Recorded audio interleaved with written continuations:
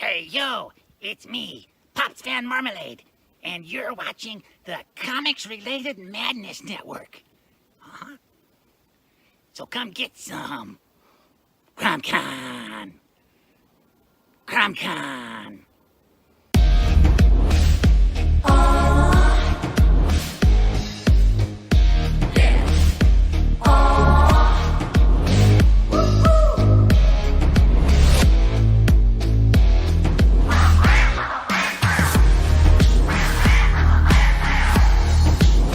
Your favorite podcast, it's Critical Blast.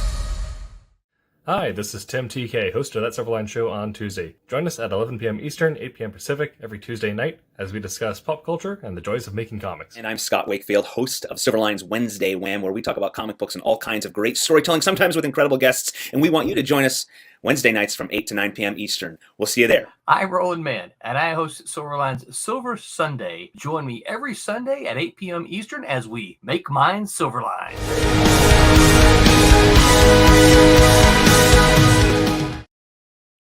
Hello, I'm Curtis Fujita, and this is Silver Sunday for Silverline Comics, where we're going to talk about our subject today is dads in comics for Father's Day. So happy Father's Day to everybody out there.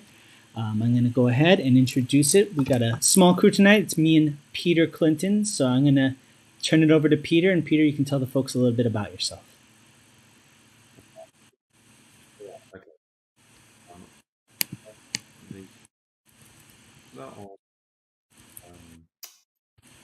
Silverline Theory, which had kick-starting issue one.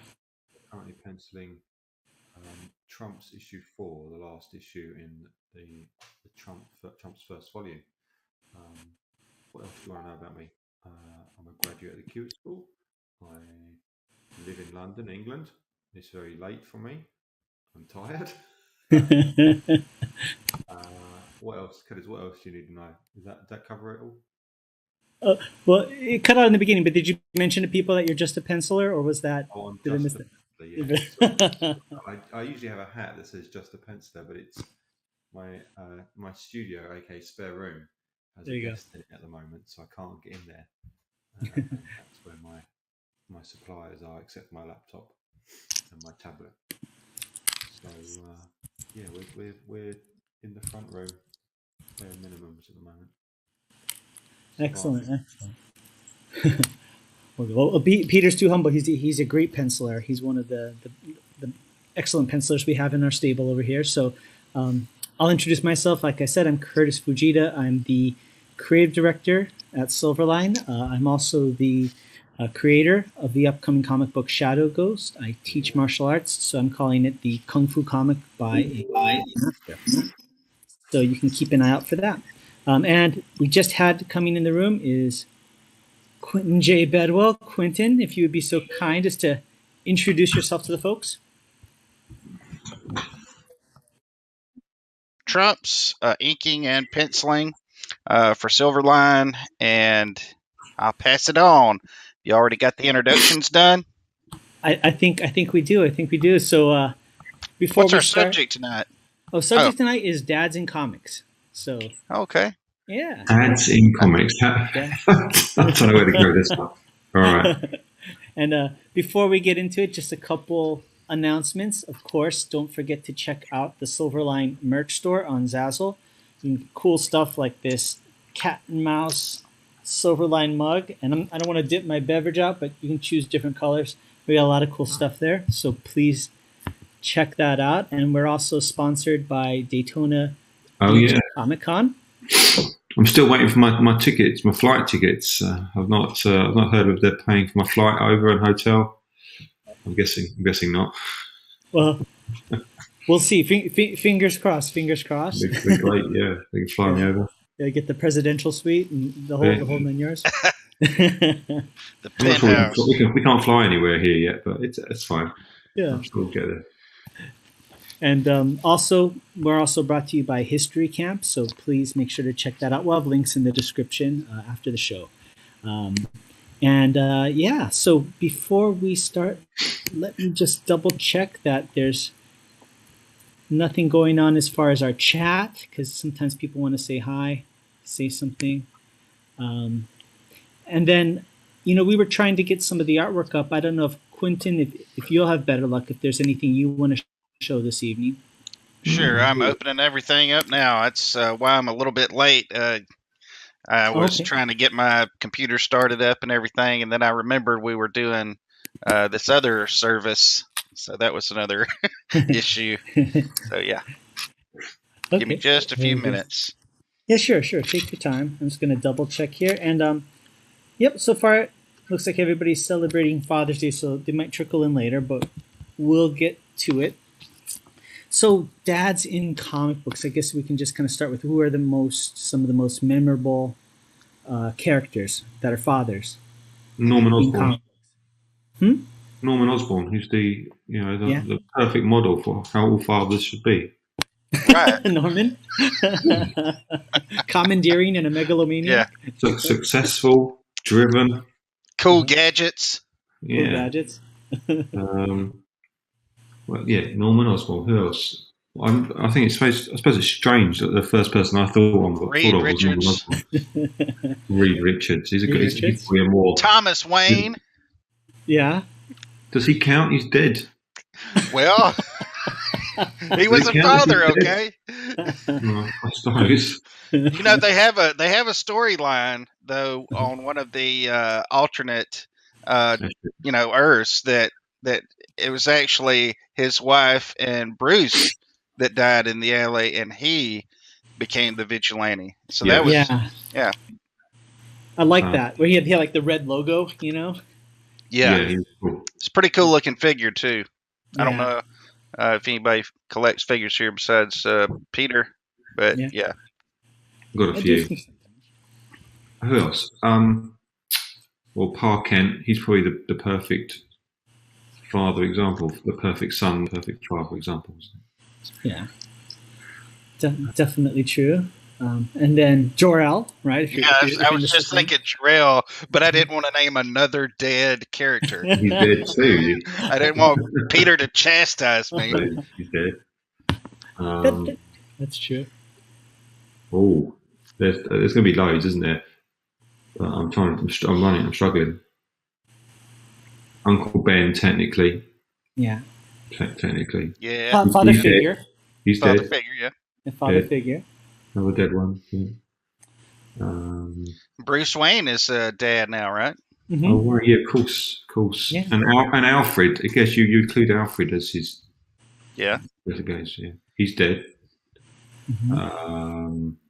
We just name him dead people now. Yeah, exactly. It's Darth Vader. Darth Vader, model father. I know it's a movie, but it was also a comic. Yeah, model father.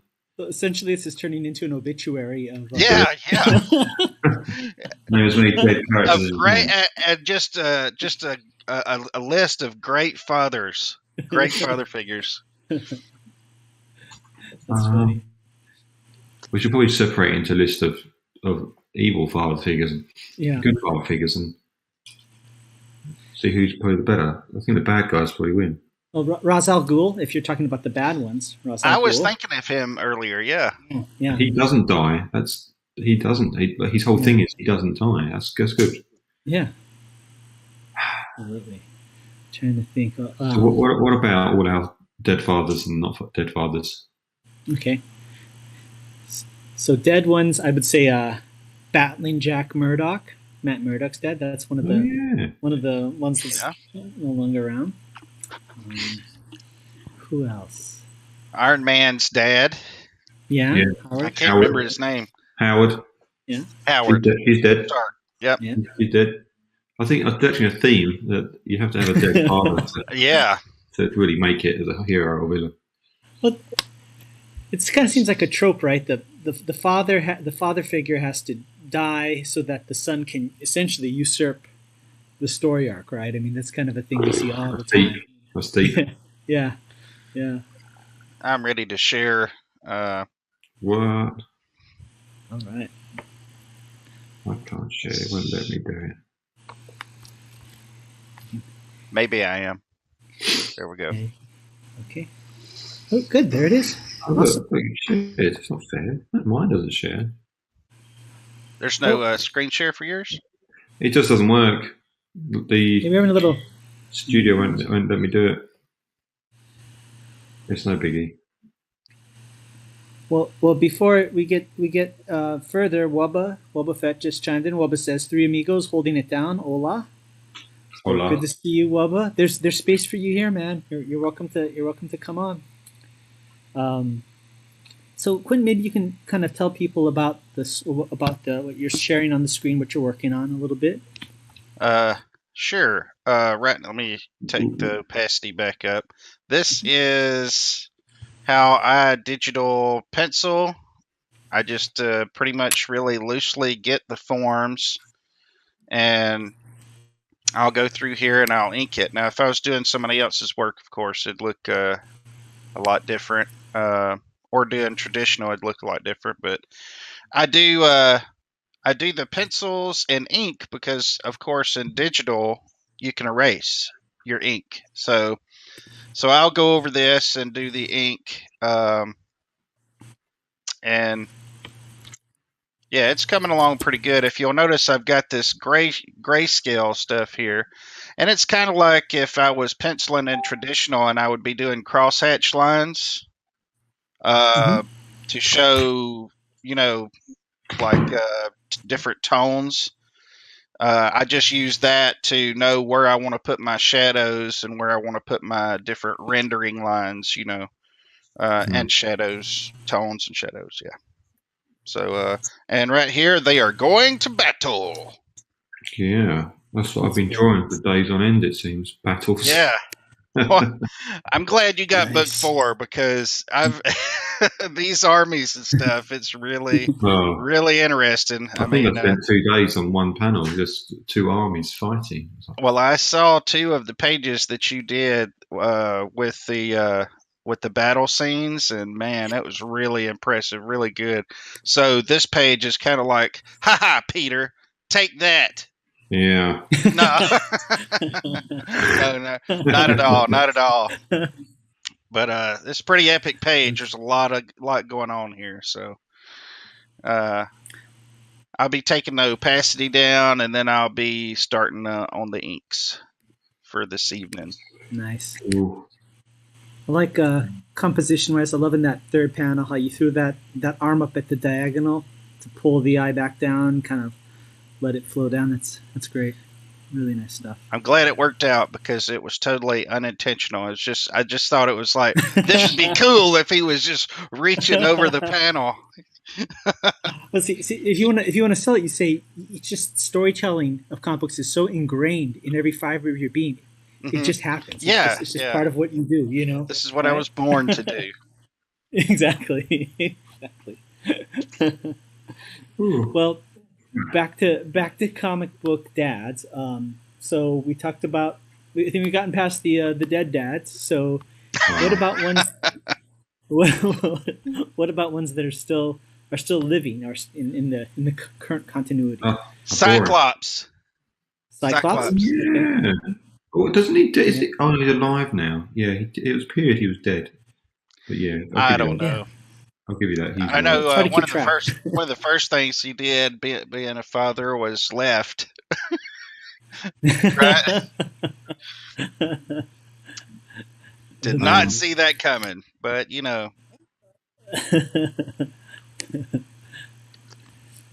I wish they hadn't wrote that way, but it's done now. Comic book history now. Yeah,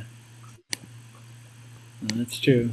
Oh, hey, I got a good one for comic book dads. What about actual fathers and sons that are creators of comic books, right? We got the Kuberts. Yeah. Yes, the Kuberts I was thinking of. Ramirez, yep. Yeah. Any others anybody can think of? Those are the main ones that I got. Yeah. Yeah. No, I can't think. I cannot think of any more other than that. Yeah. I think in both instances, whether it's the Kuberts or the Ramirez, the sons really did a really bang up job, kind of carving out their own niche. Yes. Yeah. Getting out from the shadow, right? Yeah, I definitely think it's interesting just how different their work is. You know. Hmm. Totally, totally, and that's got to be hard. I mean, first of all, you're going into they're not even just going into the art field; they're going to a super niche part of the art field Mm. with very successful fathers, right? I mean, John Romita Sr. and Joe Kubert. I mean, no slouches by any means. So that's a Yeah. tall order, Well, imagine having to follow that too. Your dad. Oh my goodness, that'd Yeah. be rough. Oh, totally. Did you ever see there was a video of John Romita Sr. and Jr. doing an art piece that used to be on this old video series, and they both were drawing this one character, and it was this video series that Stan Lee hosted, and it was fascinating to see them collaborate and talk, and I'll never forget at the end. I think Stan Lee asked them, for keys to success, and of course I think John Romita Sr. gave something very practical, like you should practice or not give up. And then they turned it over to John Romita Jr. and he said, "Well, what advice do you have?" And he says, "Don't eat greasy food."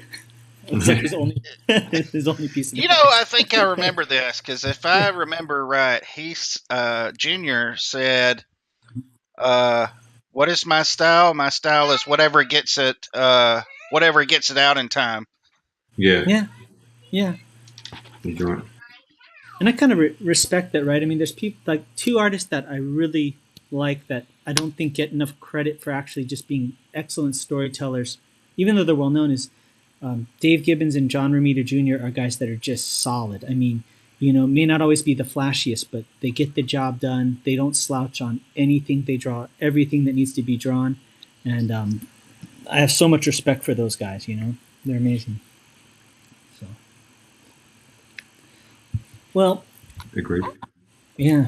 What do you guys think about, when a character who isn't a father becomes a father? Do you think in a comic like Batman or so forth? I mean, do you think that's a good thing? Do you think that's kind of a last ploy to get the readers coming? Do you like it? What are your thoughts on that? Well, I'm a big fan of Damian Wayne.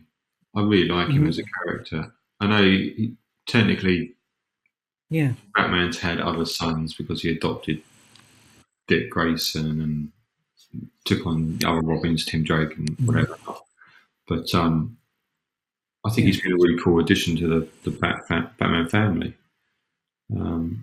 Yeah. Same with, I think they've done like an alternate universe Spider-Man, haven't they? Where he's got a daughter with Mary Jane. I'm trying to think. Oh, really? I wasn't aware. What that was called. But again, that storyline is cool. It's really about the daughter and her powers. I'm very hit and miss on what is going on as far as like the latest stories and stuff. If it wasn't for that guy, Comic Books Explained. Oh, he's great, isn't he? He is. Yeah, if it wasn't for him, like there's holes and stuff I would be collecting, and he was able to sum it up for me. You get on a title and you're just kind of on it and you don't really get to finish it, it's perfect for that. But that's how I know a lot of the stuff on the current stuff because I like the older stuff a lot more. Yeah, I kind of feel like everybody has their run, right? There's that one run, 5-year run of Batman or X-Men. That's kind of your iconic run, where at least for me, where you're like completely into it. And then everything else is either what you consider came before or after, Yeah. Yep. And you can almost feel there's like a reset button when that happens, It's kind of funny. So I'm quite happy. Anyway, if they want to change things up with characters, I think that's cool. I don't want to read the same thing over and over again. I think readers can tell when it's just done to try and grab new readers, and it's not really, not really meant as anything more than that. And then they're probably going to be gone or within a few months. When it's done well, I think that the Damian Wayne thing was done well, and he was meant as a character that was going to be around, and he has his own sort of personality, and he's not just there as a fill-in. It works. Yeah. But yeah, too often I think it's seen as a ploy just to grab new readers, and current readers just don't buy into it. Definitely, and they did a great job with that character because they didn't usually when you bring in the son or the kid, it's this wide-eyed, doe-eyed character that's supposed to kind of be for a kid, and they totally didn't do that. They did the opposite, right? You know? Yeah, because they already had Tim Drake. Yeah, he's a little mouthy character. Yeah. Yeah. They already had that in Tim Drake, so let's make him difficult, make him free kid. Yeah, I like him. That's and he had a pet cow. I think that's cool. He had a pet cow? Yeah, a pet cow. Yeah. Oh, really? Bat cow. Bat cow. Nice. The bat cow.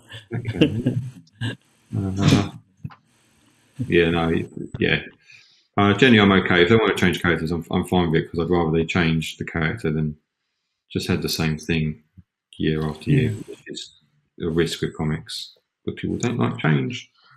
Yeah. Well, I think we may have talked about this in another video, but the way I collect or the way I get on runs anyway is usually by art, and I will follow that title even after the art the guy that did the art goes off of it. I will follow the story if it snags me. Yeah. For a while, but I'm really hit or miss, once the main artist leaves the title, and then it's kind of like, well, I'll get it if I get it, and if I don't, I don't. Yeah. No, definitely. I mean, yeah, it's like as weird as it sounds, it's like a relationship, right? It's like you form a relationship with these characters with the way they're depicted. Yeah. And you may hang on even if the relationship isn't that great for a little bit, but at some point you kind of you can fall out of love with that series, and kind of like what Peter's saying too, by the same token, you can fall in love with the series because it doesn't change. It's such a fine needle, the thread, right? Yeah. Yeah, that's why I don't necessarily like reboots, because a lot of times reboots to me is an excuse to just kind of put a new can of paint on something and tell the same story that I already read. Now, if it's a reboot where it's, kind of reinterpreted in a different way, that's cool. But then you always run the idea of that whole deconstruction thing where let's just change everything you liked about the character. Well, that's a problem too, right? So. Well, another thing that I don't really dig about that whole thing is it's like with some characters, it's like we can't ever get out of origin story land. Yeah. To actually get to some real good meat and potatoes. What's this character about? I mean, he can never progress past a certain point. We cannot get this character. I'll even say Batman. He's probably the farthest that a character has got to go. In that line, I think, man, I hate to say it over and over, but I really think the Avengers, they were able to, you can see a lot of progression there and all that because they kept them around long enough to actually, to get somewhere with them, get out of the origin story and actually into some good stuff, Totally. I hate to always go back to those movies. I sound like a fanboy. I guess I kind of am, but nothing wrong with that. You're in the right place for that. Yeah, that's what we are. I'm in a safe place. Yeah, exactly. What I love in comic books and in TV and stuff is I love when they put the characters in a new situation. Like you'll watch a season of a TV series, and it'll be the same characters, but then a circumstance changes. And so you kind of do this great job of keeping the characters the same, but you put them in a different scenario, different problems. And so we get to see different aspects of them because they've ever been in this kind of environment, And I always I think that's the best way to do it, right? Like when the X-Men went to Australia back in the day and they had this whole it was really weird at first, but I liked it because it was so different, I think it was a really smart thing to do, So, yeah. Well, that really switches things up. Yeah, definitely. Definitely. I think I was a little young for when that happened. to me, by the time I got to those books, I already knew about it, so it just seemed, oh, yeah, okay, this is where they go to Australia. No problems. Yeah. And I'd always seen the cartoon, I think. But yeah, I like it when they do new things. Yeah. Definitely. So I was drawing little people at the moment, off in the distance. I can't show you. I would, but I can't. You're too little. I can't share my screens. Yeah. I really like the designs of these. I've got Quentin will know because he's worked on Trumps as well. But the costumes and stuff are really cool, and these whole cards. Sorry to get off topic. No, that's great. Well, it's Not a at fun all. world. It's a really fun It is world. very It fun. is, yeah. Cool. I've read the two first ones so many times. I get a little something new out of it every time I read through them. I just have to keep it here because I keep having to go back. What's that character look like? And is anyone dead I shouldn't be drawing? And what happens every time is it's because I'm going back to the material to look and see how to do something, and then I start reading, and it's like, there it is. Yep. Well, I that's a totally good didn't pick compliment. that up the first time. That's a good compliment to Roland, that he wrote something of that kind of depth, Yeah. Well, let's not give him a big head. Yeah. Fair enough. Oh, little man. He's a little man, miles away. Perfect. That's funny. So did y'all do anything for Father's Day today, or? I just I did a Zoom call with my dad in Hawaii, so we did a Zoom call and phone call with my stepdad, and I sound like an old fogey, but it's just so cool to be able to do the video call and stuff like that. Oh yeah. I grew up, my parents are divorced, so I grew up without my dad really being around. We were in contact on the phone and stuff like that. But to be able to have that kind of, connection and do that as an adult in this time, it's awesome. I think it's great. So, how about yourself, Quentin? Did the wife make you breakfast in bed and all that good stuff? Or? The way our schedules are, I work all throughout the week, and she works right now. She's an RN, so she works on the weekends at night. Ooh. So everything we're going to do is going to be pushed off to like next week sometime. Okay. So, no, just, just keeping the kids alive pretty much today. That's your job, right? Here's some cereal. Take the cereal. That's awesome. Yeah. That's funny. Speaking of that, Peter, I always wanted to ask you, I know you mentioned at one point that your father was a professional athlete, but I never got more information about that. I'm curious, what's the sport? It's a sport you don't have a great deal over there. Oh, yeah? He was a professional cricket player.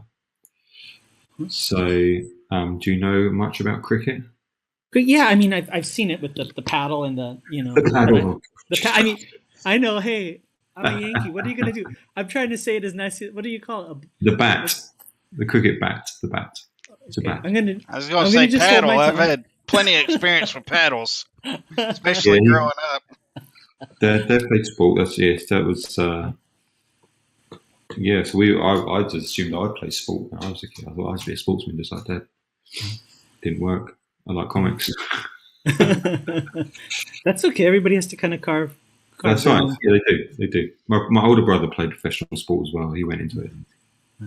But me and my younger brother, younger brothers and sister, gone different paths. But I saw him today. Good. And what else? And I don't have children, but I have a dog. So my dog took me for dinner with my girlfriend. So we went out for dinner. That was you it. For dinner. Yeah, he sat and ate, and we paid. Your dog's hilarious. I love Peter. For those that don't know Peter, on Peter's social media, you'll see him opening a box or working on art, and the dog is just kind of aloof, sitting. on the spare bed. Yeah, he really enjoys it. He really loves drawing. He'll just go to sleep. And then he'll wake up. It's good. It's good. 'Cause I get a break every 2 hours, basically, because he'll wake up every 2 hours. Like, right, it's time for another walk. And then reset for another 2 hours, and then we're good. So I'm always getting a break. That's good. Otherwise, I could sit there all day and never see him do anything. You know, it's funny you're talking about fathers and sons and kind of like, you know, the expectations. And, you know, I don't have any kids, but I always thought when I do or if I do, right, I was thinking, you know, I've seen it all the time with martial arts instructors. The kids relent against the father kind of forcing them to do martial arts. Yeah. And so I think I would just totally do reverse psychology. I would be like, you are not going to do martial arts. I will never teach you. You'll never be good at it, you know.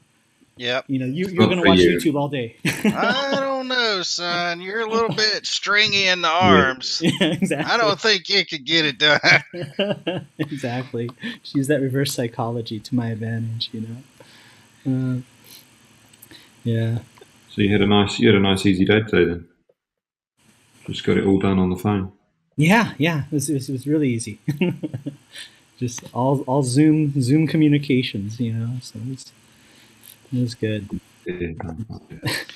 If my dad was still around, I doubt he would even know how to do any of that stuff. So I just had to call him on the phone. Yeah. Cell phones was enough for him. He was one of those that he didn't hate technology, but you know, he didn't really take the time too much to get into it, you know. Sure.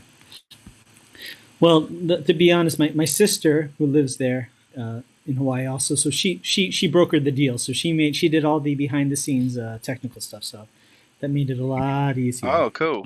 Yeah. But I have to say, my dad cracks me up sometimes because he's a pretty mellow guy. But, you know, he does use YouTube, and sometimes when he wants a tutorial on something because he likes photography, he'll watch the video. And it just cracks me up because I've never heard him so impassioned, but he gets frustrated because, you know, as some YouTube videos go, it starts out and they're like, okay, here's a quick, you know, 5-minute hack on how to do this. And then the first thing, well, don't forget to like and subscribe, smash down that subscribe button. And then they go, and this is sponsored by so-and-so. And my dad, who really doesn't cuss much, he was talking to me on the phone. He goes, you know, I'm so sick of these videos. He goes, I just wish they would hurry the F up. You know, they take too effing long. And it just made me bust up laughing. It was one of the funniest things I've heard. So. Yeah. You know, it does get a little aggravating sometimes. It seems like sometimes the YouTubers, man, they go to selling a little bit too much, you know, and it's kind of hard to stick around to actually watch what they're, you know, what they got on there. So I kind of agree. But I know they got to pay the bills, you know. I know they got to pay the bills, keep the lights on, all that. Speaking of, did I mention that you can get this wonderful mug on Zazzle.com? I thought you were going to send. Wonderful segue, Curtis. Wonderful segue. We're also sponsored by Daytona Beach Comic Con, as well as History Camp. Thank you very much. You should do that throughout the conversation. Just kind of latch on to some word somebody says. Yeah. Yeah. Did you say sponsor? We're sponsored. You know what Damian Wayne would drink out of if he was here right now? I think Damian Wayne, he would love a Silverline mug just like this. You know. Yeah. That's good. We'll have to work some of those up. Some good little segues into the sponsorships. Yeah. I used to work at a courthouse, like, you know, doing clerical work. And it was just so boring, you know. It was criminal traffic, so we deal with like hardened criminals and traffic offenders and crazy stuff. A pretty oppressive environment. So I just kind of made a competition with my coworkers that we would have a catchword for the day, something really weird, and you just try and work in and see who can work in as many times as possible during the course of the workday. Like robust, you know, how many times can you say robust in one day? You know, things like that. Curtis, I didn't know they'd let prisoners do the clerk duties. Rehabilitation, isn't it? I had no idea all this time. Well, the worst thing is you'd help some criminal, right? and doing some heinous crime, and they're paying their probation fees. And then you go on your lunch break, and the waiter walks up, and it's the guy that you know did these horrible crimes, and you just saw him earlier. And he'd be like, "Hey, it's you," and like, "Yeah, it's me. Can I have that spinach and artichoke dip with a little less battery and salt on it, please?" You know, something like that. Oh boy. Yeah, good times. Well, yeah. Well, my wife being a nurse, she always is real careful, not to really discuss, too much about her job. Yeah. And, because, just out of respect for people. Sure. So, that's something we were just talking about today. And I'm glad she does that, because it gives me a lot of hope that whenever I go to the doctor, that the nurse is not going back. Yeah, we had this guy today. You wouldn't believe. It makes me feel a little better, like maybe they're not doing that, but they are. Yeah, exactly. It's my, that guy. my missus is a nurse here, and every day I pick her up from work, and she's moaning about how someone else has come in and started screaming and shouting at her and the staff, and they're like, "We're just here to help you. We don't make your appointments. We just, when you get here, we take care of you." Said that every day is someone else. I was like, why don't people just be nice? Agreed. I think you not to put too fine a point on, but I think for people who don't have a lot of control in their lives and things like that, when they have the opportunity that somebody is doing some type of service for them, they kind of take it as an excuse, like, "Well, I'm the king of the castle now, and I can kind of knock you down a notch." It's the only time that they feel empowered, And I just wish I could go to their workplace 5 minutes later at the grocery store, and treat them the same way. That's what you should do. Follow them. Yeah, exactly. that never ends bad. Following people home. Yeah. Nothing wrong. It shows that you care. Yeah. Yeah, I just want to make sure you got home okay. Yeah, exactly. Exactly. That works. Well, I said it off air once, and I won't say the person's name, but when I was in art college, I was waiting to have my comic book art class. Right, I was so excited to have it, and it was at my senior year. That was the only time we could learn comic books, and I had already done a little bit of work for Malibu Comics and had done some coloring and stuff. And I went into work there.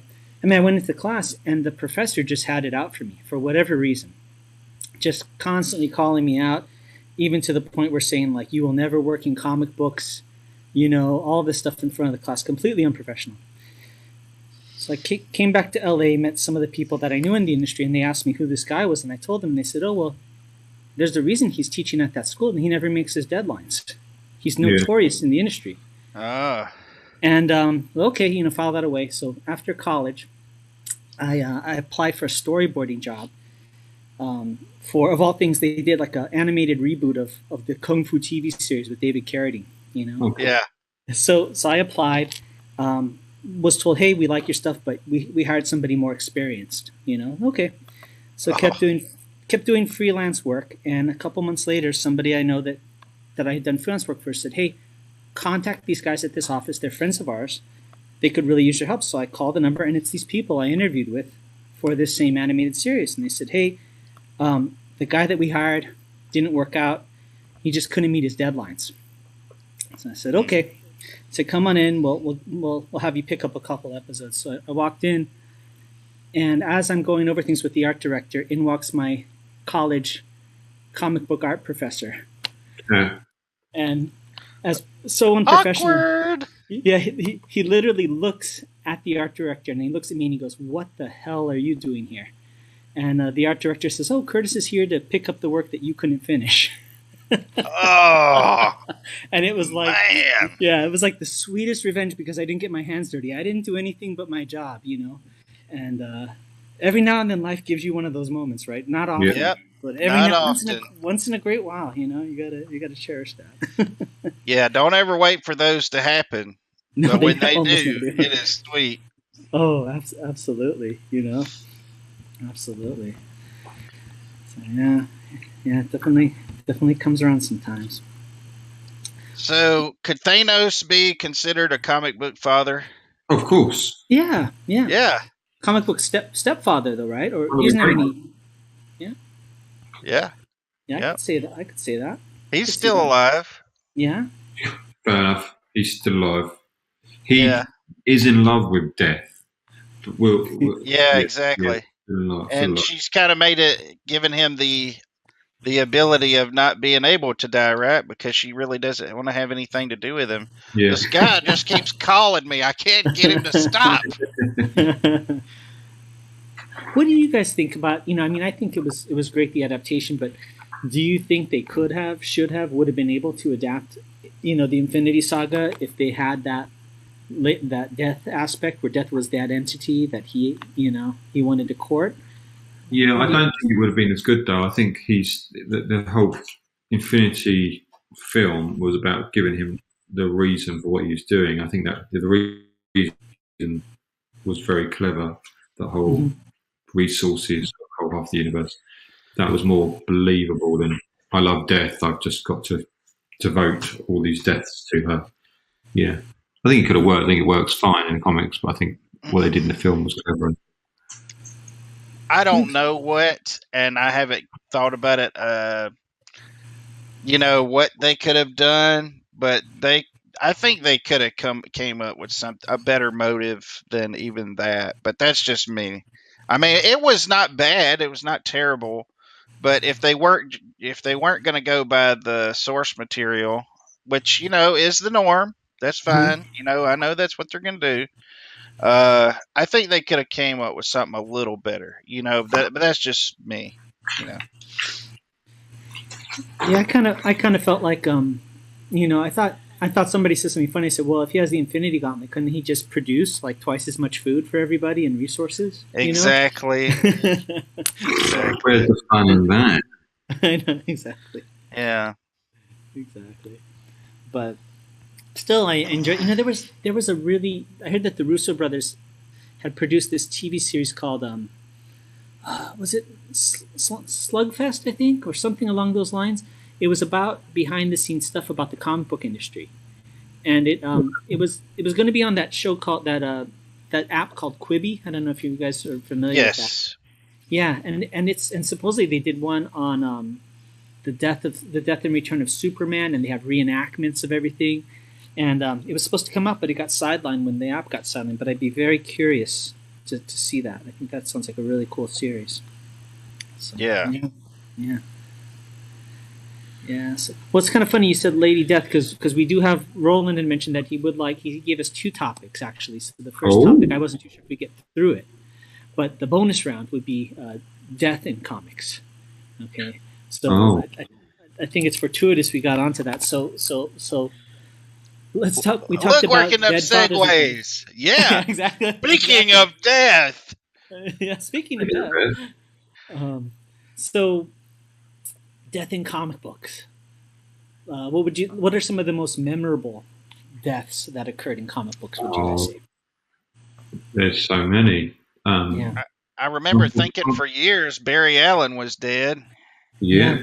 Barry's death in Infinite Crisis and Superman's death.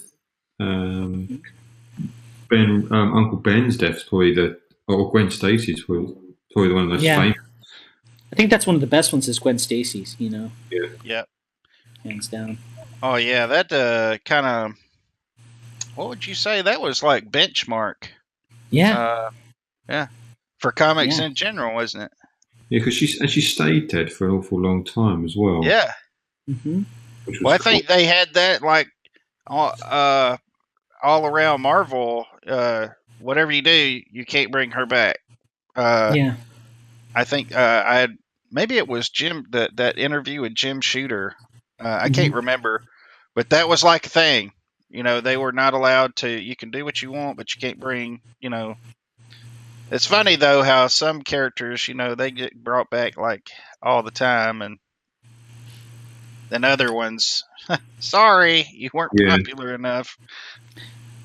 Definitely, yeah, and it's a hard thing, right? It's like, but I do believe that in comic books, if you kill the character, generally speaking, it's better to keep it that way. There was one thing that Malibu Comics did back in the day that I thought was so cool, and Robert Kirkman kind of picked up on it a little bit. Was we had this series called The Exiles, And it was actually, if I understand correctly, it was created prior to the invention of the Ultraverse.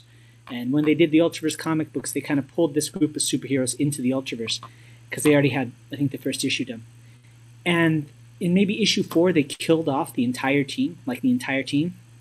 Wow. And they didn't let anybody know, including the retailers. So they actually, I think, solicited for issue 5, like it was going to come out.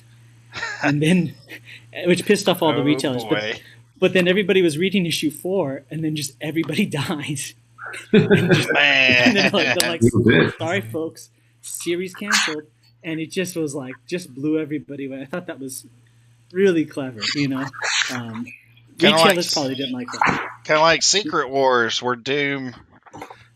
I mean, that's just hilarious. That whole thing, you know, how he killed off everybody, and then that's where I wasn't so down with the ending of that whole thing. You know, just that I thought it was really funny and cool that he did what he did, but bringing him back the way they did, that was a little weird. I don't really want to get too deeply into it, but it was funny. You should go read it. If you haven't read it, if you don't know what happens, it's hilarious. Because I will say this, they're all around the table, and Doom is being nice. He's all powerful. He has all the power in the universe from the Beholders. Mm-hmm. And Beyonders, sorry, not Beholder. The Beyonder, that's D&D, yeah. So they're all around the table, and they're discussing, well, should we attack him? I mean, because obviously, you know, he's just like a ticking time bomb with all this power, you know, and you know, the only one that's really on the fence is Colossus. Uh-huh. And then he's like, you know, I don't know, you know, I just don't know if we could. And Captain America's like, well, you know, he could be listening to this whole thing right now, and as soon as you vote yes, I mean, he could probably just destroy us all. Sure enough, when Colossus votes, boom, everybody dead. It's so funny. But anyway, I love those old books. Just how the simplicity of things. But it kind of coincided with your story just a little bit. I'm sure. Of course, they probably didn't care that much. Mattel with their figures and stuff, you know. Or was it Mattel, or was it? Yeah, it was Mattel, wasn't it? Yeah, I think it was Mattel. Yeah, that had the Secret Wars stuff. On the Beyonder was awesome. Was in the Secret Wars 2. He was like Dave. He basically like David Hasselhoff in a Michael Jackson jumpsuit. It was with a Jerry curl. Yeah. I mean, it's like it's so good. Awesome. Oh, that's so good. It's like, bring that back, please. We need more of that. It was funny, his ignorance throughout that whole, you know. Oh man, it was so good. Well, speaking of death in comic books, what do you say were good instances where a character died and came back, where you didn't feel cheated, or do you have a hard line on that? Are you like, hey, you know what? If they're dead, they're dead. Don't ever bring them back. I find in comic books, whoever dies, I expect them to be back within a.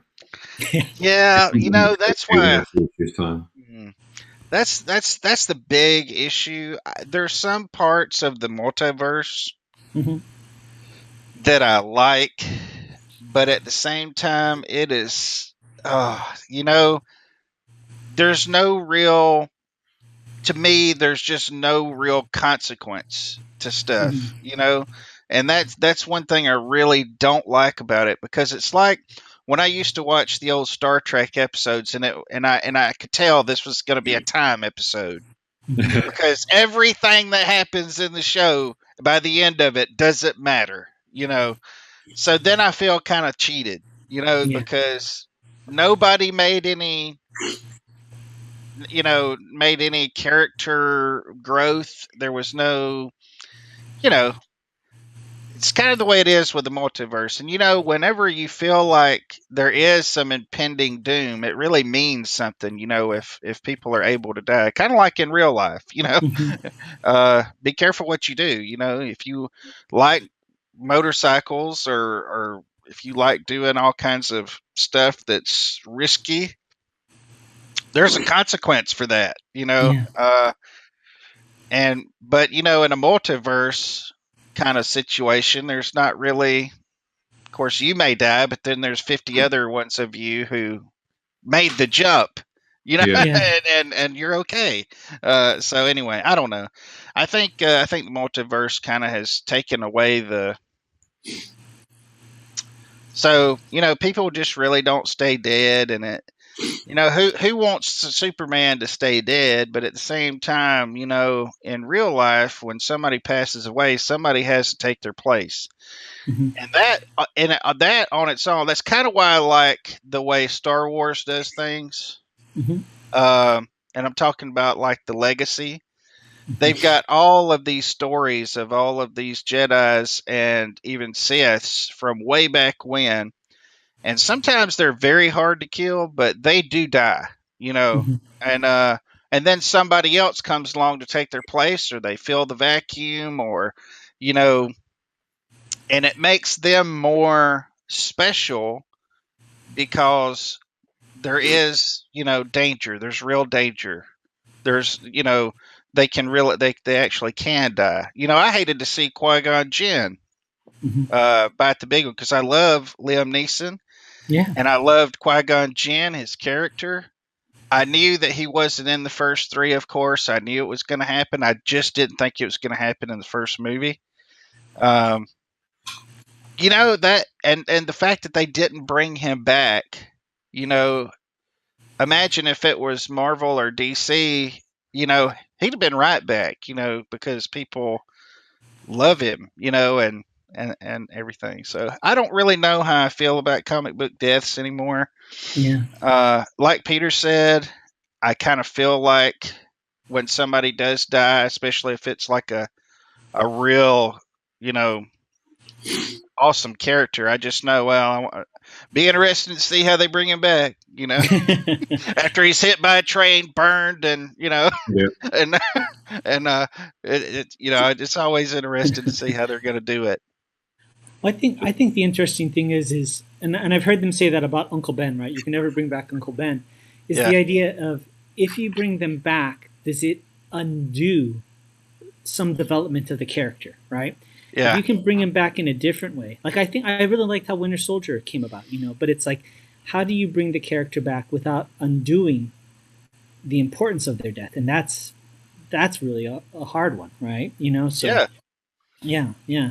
Because then you feel cheated, right? Because you're like, I was emotionally invested, I was financially invested because I bought that issue, and you just kind of feel it kind of cheapens it, So it's a tough one. Well, let me just say, I watch from time to time when I'm doing these pages. I Mhm. watch NCIS, Okay. and I was in like I hope it's not a spoiler for somebody. It's been I'm in the third season. I was so if you haven't seen the third season, I'm sorry, but there's a character. I'll just say this: there's a character on there that I really really liked, and my wife was watching it as well, but she was like several episodes ahead of me, and I was noticing when she was watching it, this character never shows up. So Mm. naturally, spoiler alert, I'm thinking, well, something happens. Maybe she goes to a different, place or something. Well, she went to a different place from a headshot, and Oh, that really? character is gone. That character was gone. Like Wow. zippity doo dah, everything's good, and all of a sudden she gets sniped off the top of a building. I mean, right between the eyes. She's gone, Wow. and I'm like drawing at the time this happened. Wait a minute, and I ran it back. Sure enough, she got killed. And let me Wow. tell you, yeah, it was crazy. Now, see that right there? That got me because that Yeah. was one of my favorite characters. And NCIS, there's no multiverse. She's not coming back. No NCIS She's not verse. coming back. Yeah, she's not coming back. And Yeah. yeah, that really, that is what the whole thing of death should be about, is the finality of it. That's the whole point of it. But you cheapen it whenever you just, you know, Yeah. and if you do have to bring somebody back, do it like Barry Allen, make it 10 years later. Make it. Yeah, you'll get Superman back, but you'll be older by the time he comes back. Yeah, Yeah. the death should mean something, shouldn't it? It should be a purpose, not just a ratings grab. Yeah, I mean, if it's not, then who cares? Yeah. Oh, he's dead again. No, definitely. There's this kind of whole thing about, they say it either rightfully or just to justify things. They'll say, oh, well, I'm taking this franchise and I'm subverting expectations, right? Is the big word. I'm changing everything so that I surprise you. Usually it kind of lends an air of an excuse for people not being satisfied, right? But I was talking to one of my friends. I said, it'd be fun to just do something where you subvert expectations in a funny way. Like, how there's always an exposition dump in a story where there's a big battling robots, and then there's always the character that walks into the lab and says, "Tell me about it," and then they explain. The scientists will explain. Well, in the year 2055, an asteroid hit the planet, and we used the minerals. And I would love to see a movie where something like that is set up, and he starts explaining. He goes, "Yeah, I don't really feel like explaining it to you," and they just move on. With the story. Long story. Yeah, it's not meant for you, and just kind of moves on with the story. Yeah. So, yeah. No, I'd say. Well, I mean, we didn't. Oh, go ahead. I was just going to say, that's another problem that I see is there's a lot of explaining of stuff sometimes, and to me, if I was a person in that situation, which I'm not, it's fiction, but we don't have to know why everything happens. We don't have to know the backstory, the origin story. If it was me in that situation, I would be like, "Oh my goodness, these aliens are attacking." I'm not thinking, where did they come from? I'm thinking, how can I save myself? Let me find a room to lock myself in where they can't get to me. We don't have to know the whole backstory of everything, and they investigate stuff down and figure out, well, this is where they came from. Well, now we know where they came from. Now, how do we live? It's I think sometimes people just explain stuff a little too much. I agree. I see in the chat here, Stephen Brown just wanted to say hi. Hey, Stephen, nice to see you. Stephen. And I hope he doesn't mind mentioning. I think I see our good friend Alex Saviuk is watching. So hey, good to see you. Yeah, it was great to see you on the show that one time. We had such a great time. Alex is one of the all-time great comic book artists of all time, and a phenomenal run on Spider-Man. Yeah. So great artist. Our hats off to you. Yes, sir. Either one of you, feel free to chime in if you have anything to add. One of the comic book deaths that we didn't talk about, I thought was one of the most major ones, was Jean Grey, right? It was the death of Phoenix. Yeah. Yeah. I loved watching those interviews with Jim Shooter and Chris Claremont. I don't know if you guys have seen, there's a documentary called Chris Claremont's Yes. It's great. Yeah. It's really good. And just to hear the arguments that they had about that, is hilarious, It was great. So I would have loved to be a fly on the wall whenever he took that in there, and Jim Shooter was like, "No, she has to die." Yeah. What? Right? Oh boy! Wait a minute. What? It's like, whoops. Oh, Steven said he sent messages on YouTube. Sorry about that, Steven. Let me hop over there. We're kind of working with a skeleton crew today, so I'm not jumping around as much as probably I should. Come on now. I'm far from a skeleton. There you go. Okay, Steven, I said this. He says you're early. Yeah, Steven, we did change the time, so we are an hour earlier now. But we're glad you could join us. But from now on, we will be an hour earlier. And he did mention that they did bring back briefly when Spider-Man went back in time to stop a villain. Are you talking about, maybe Steven's talking about Gwen Stacy? I'm not certain. Maybe he can clarify on that. What I think is actually more deep than the death sometimes of a character was when somebody gets sidelined. I think like Barbara Gordon getting sidelined and becoming Oracle. To me, that had a lot more weight than her just kind of disappearing. I thought that was pretty deep. Yep. Oh, Stephen Brown says he was talking about Uncle Ben. I was not aware. Did you guys know that Uncle Ben came back, I guess, at some point? No idea. Wow. He said that he went back in time. Okay. I know there's been clone versions, so it's not really been him, but I don't know. Yeah. So kind of along the lines of multiverse, and this is kind of going off on another thing. But what do you guys think about Elseworlds and what ifs and alternate universe takes on things? Do I you guys like that? love Or? those. Love You them. know, my favorite book growing up was Marvel What If, Those are fun, right? because it was meant to be that. You know, it was that was my that's the kind of multiverse that I like. But go ahead, Peter. Sorry. Yeah, no, I was going to say I love all that because it's the same characters, but you have a more freedom, I think, to do some stuff that you wouldn't be able to get away with in the normal storyline.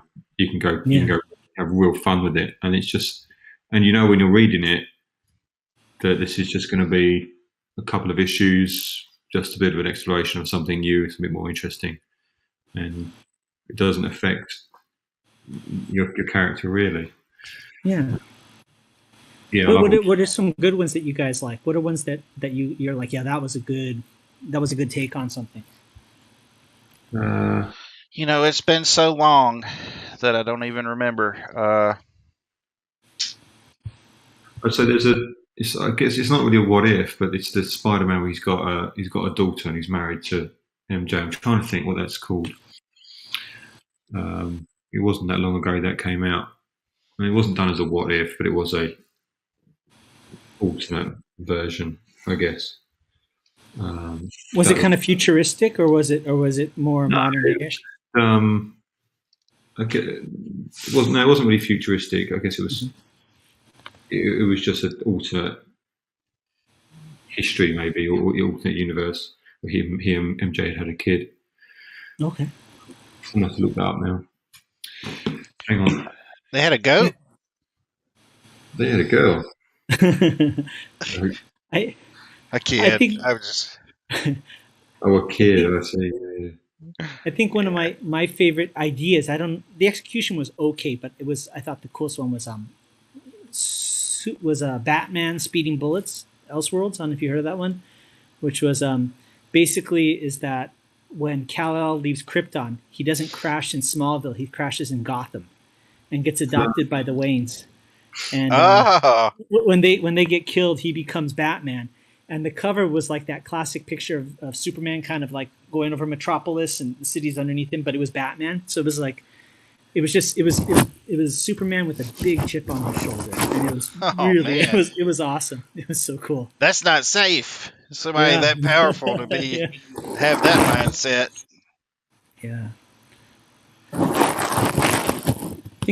I think the other one was I don't know if you guys are familiar with Max Landis. He's the son of Robert Landis, the director, and he pitched an idea for a reboot of the Death and Return of Superman, and it was basically the same story. But one of the coolest parts, and of course as a martial artist like this, was that when Superman comes back, he's kind of weak, so he goes to Batman, and Batman basically trains Superman so he can be ready to fight and take on Doomsday, and so he teaches Superman martial arts.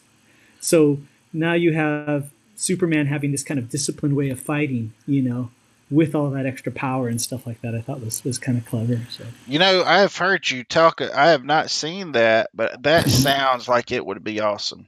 Yeah. It sounds like it'd be an awesome story to pick up. Yeah. Do you remember which one that was? Because I think I would like to purchase that. Yeah, I think it was actually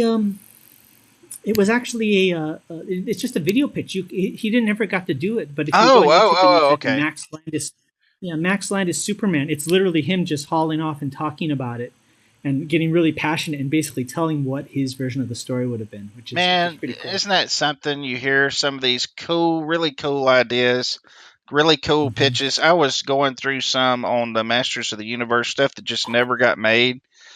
Yeah. Man, such good stuff. I'm talking Masters of the Universe, kind of like a Lord of the Rings epic journey type thing. Just never going to see it. It'll never be realized, because, they make their pitch, and if it gets picked, it gets picked. If not, it's I love to hear those. I love to hear those. Definitely. I see Stephen Brown. I did jump back to YouTube, so I saw Stephen Brown's commenting. He said, as far as the Uncle Ben thing, he said they left the main story of Uncle Ben be, and when they wanted to have him in a story, they can add it with time travel. So time travel is very tricky in comics due to the butterfly effect, can change one thing in the story you have already told, and it messes with the rest of the plot. Yeah, Definitely. I agree. That's a sticky subject, You were talking about He-Man. I had some friends that worked on not the current Masters of the Universe cartoon, but there was kind of a reboot in the early 2000s. yeah. The 2000X, is that the one you're talking about? Yeah. Yeah, and I love what they did in the intro because the intro started just like the old Filmation ones, where he starts talking and espousing exposition, and then just halfway through his sentence, these like starships come in and explode things and kind of interrupt. Yeah. I thought that was one of the funniest things. That was awesome intro. I never watched that, but I've seen that that intro before. It was really well done. One of the Elseworlds things that I would like to see, and I mentioned it once at a panel. It was there used to be this company called Space Goat, and the publisher Dave Olbrich, I know from back in the Malibu days, and he was doing the Army of Darkness Evil Dead comic book, and Boom Studios, run by Ross Ritchie, who's also a former Malibu person, had the rights to Big Trouble in Little China, and I've always wanted to see a crossover between Big Trouble in Little China and Army of Darkness, where Lopan gets the that's perfect. Wouldn't that, and you have those two guys, Ash and Jack, wouldn't that have been that would be the perfect crossover in my opinion. I would love to see that. I think Big Trouble in Little China is one of the best things that Kurt Russell ever did. That's awesome. Yeah, I love that. Yeah, I love that movie. And he's the most likable hero because he's a doofus, and something about that is so endearing, Didn't the guy play Lupin get the star on the Hollywood Walk of Fame this week? Yeah. James Hong. James Hong finally got his star. Really? He should have. Holy moly! He was awesome, man, and he seemed to be in everything. Anything that had any Asians or any of that stuff, he was always. And his work and him and Seinfeld, he was serious. Yeah, I mean that guy could do anything. I think. Oh yeah. He's like that connective tissue, it's like there's certain actors that are that connective tissue of something, and they're always there and they always elevate everybody else, But hey, I think we have somebody coming in. I think... Oh, it is. Oh yeah, Roberta Conroy. Roberta Conroy just came in the building, so good to see Roberta. We didn't have the chance to introduce you properly, so I'm going to go ahead and just kind of let you tell the folks a little bit about yourself, if you'd be so kind.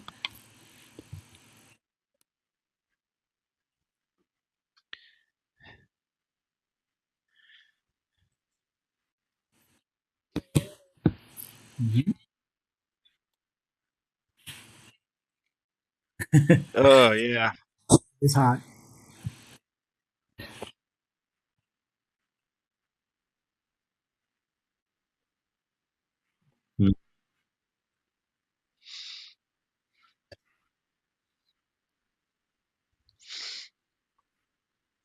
Excellent.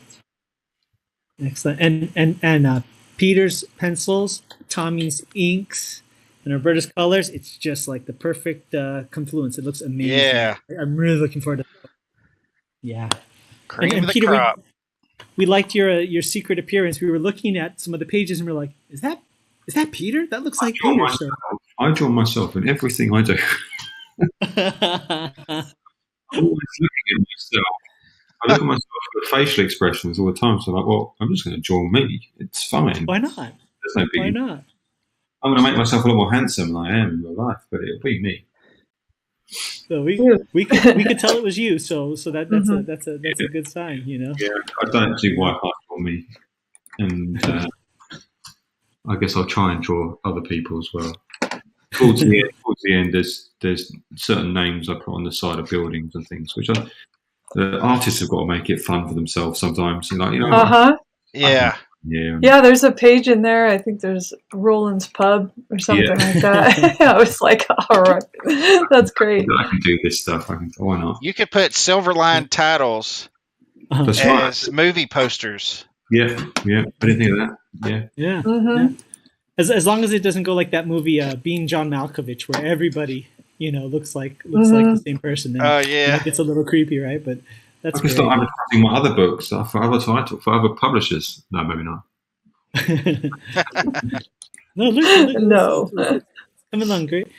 Oh, okay. I So know if you Quentin- want some relief on drawing Yeah. here, I can put up some color shortly. If would you be okay with that, Sure, Quentin? you can do it now. Yeah. Yeah. Great. Let's have fun. Okay. End screen share. Boom. Nice. Okay. And I need to take just a slight little break as well. Sure. Excellent. I excellent. think I'll pull my file locally so that it runs faster. Always have that little bit of a lag if I have it online. Mhm. Stephen Brown commented something to the case of lie, bring back a already dead character. Okay, oh that's nice. I think what he's saying is what character would you bring back? Because we're talking about death in comic books. What character that's dead would you want to bring back? And maybe even let's go one step further. Any ideas of how you'd bring them back? So that's a good question. Good thought. It is a good question because one, because most dead characters get brought back eventually. Mhm. And ones that stay dead, I thought you like them because they've stayed dead. I like that they haven't brought their character back. It means their death then means something more. Yeah. Who has stayed? Obviously, Uncle Ben and Gwen Stacy, sort of, although they've come back as clones and stuff. I wouldn't want to bring them back. I think I like them that they're dead. Their death has more impact with them not just coming back every few months. Mhm. Well, again, subverting expectations. Maybe you bring back Uncle Ben for one panel and then he gets killed again. That would really that would come very on. much subvert expectations. That's just Give me a mean. break. Okay. I don't know who's dead at the moment. That's the thing. I don't know who's. Craven. I really like the Craven character. I mean, I know his death meant something. Did he ever come back, or did he stay dead? I think he has. I'm sure he's come back. Yeah, because I mean, he took a shotgun to the face, right? So that was pretty. That's a tough one to explain, Doc Ock died and then came back as the superior Spider-Man, and then came back as Dr. Octopus.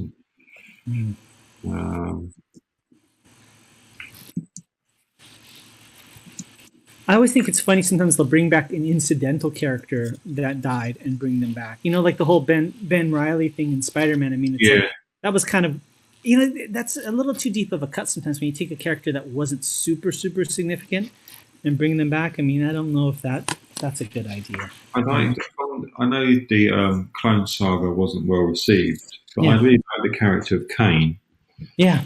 The disfigured clone. Yeah, the Abomination. They probably have brought him back. I just haven't noticed. Yeah. He's probably lurking around the corners of the universe somewhere. All right. Yeah. But all right. I got a page up. There we go.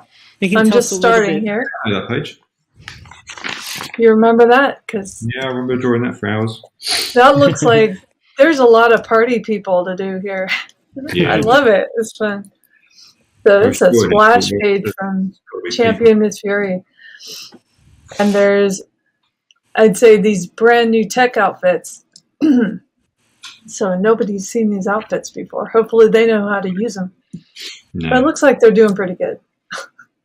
I remember when you were doing the thumbnails for this way back in the day, Pete. Yeah, right. I remember that. I was drawing my naked people. That's right. Let's just do an issue where it's just naked bodies.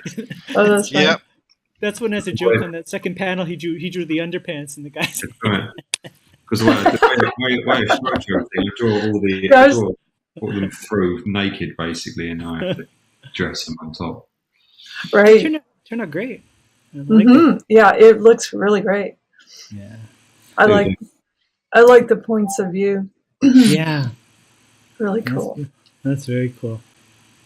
Now, Roberta, I kind of noticed in a really good way, but you definitely kind of pick like a color family and a kind of a color theme Mm-hmm. to the pages, or at least it appears to be. Is that something that kind of consciously you're doing like right off the bat, or is it just something you're kind of feeling your way through? How does that come? Well, it's deliberate, but because I don't always get all the pages in order, sometimes I make some changes going along. But I like to have a palette according to the drama and according to the lighting that inspires me. So sometimes it's just because I happen to like the style behind it, but you can do so many different ranges of color choices. So I think I wanted it to be heavy in the scene because these characters are very dark, and they also have a lot of color to them. So I wanted a little bit more, like, I don't want a boring cityscape, but I want it to be a little bit more uniform so that they stand out. Yeah. Totally. Yeah. Now, real quick, Aaron Humphreys just joined us. So, Aaron. What? Hey, Mr. Aaron. yay. Not today. We're using this for right now. I don't know what the end game is, to be honest, but this is what we're doing today. So, yeah. Yeah. Yeah.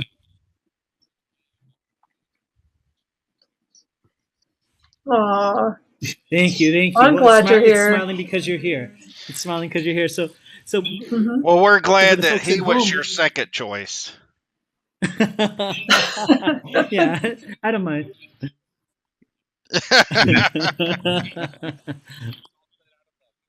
Yeah. Well, for the folks watching, if you would be so kind to introduce yourself and tell them a little bit about yourselves, Aaron. Yeah.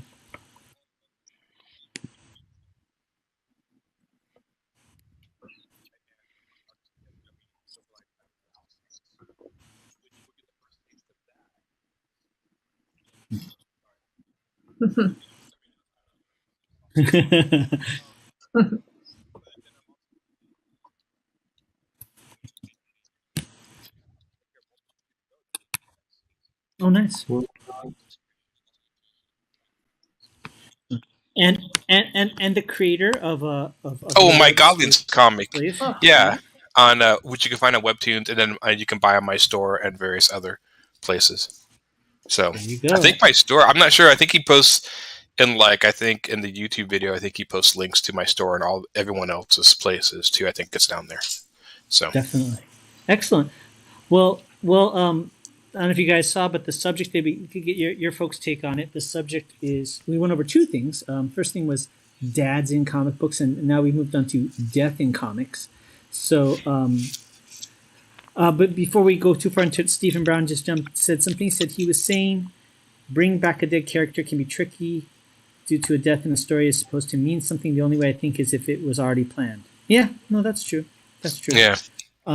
I kind of misunderstood what he was saying, but I think it kind of led to a good subject, which is pick a character that's already dead in the comic book that you actually would want to bring back if you have any thoughts, and maybe if you have thoughts, how would they come back?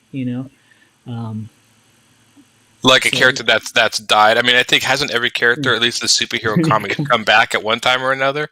Well, that's what I mean, even Jason Todd came back, isn't he? Like the Red. He's Red Hood.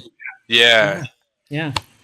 Which So- I kind of like Red Hood, so I think it's a cool. I think he's a cool character. I mean, I'm trying to think of any character in the comics that has stayed dead. Yeah. No, not really. I can think Not of. really. Nobody of note, right? They all come back if they're. I know Chris Claremont was not happy when they brought Jean Grey back. I know he wanted her to stay dead because it's like, well, you're just destroying the entire impact of that story if you bring her back. And but of course, he had no control over that, so back she came. Yeah. Other comic books, that's more permanent. But superheroes, I'm trying to think. Yeah, I'm also trying to think of who has stayed dead. Yeah. I think they should have kept her dead too. That's just me. They milked that cow for all it was worth, and I'm not talking about like Jean Grey was a cow. I'm saying, you know what I mean. Yeah. Well, the way she died in the original comic was so. I mean, she killed herself. I mean, it was so sacrificed. Yeah, sacrificed herself. So it was like, and that's why I always find it so weird when they do the movies. They rarely, I think, only one telling of the Dark Phoenix saga. She killed herself, kind of, but nothing like the comics. She just like raised the gun out of the ground and shot herself. And if I'm spoiling this for anyone, shame on you. This is a classic superhero story. You should have already read this or know about it. They made 2 movies on this for already. So no, I'm not spoiling anything. But yeah, I don't know. That's the first time they did the Dark Phoenix. They had like Wolverine killer. I'm like, that's not the way it's done.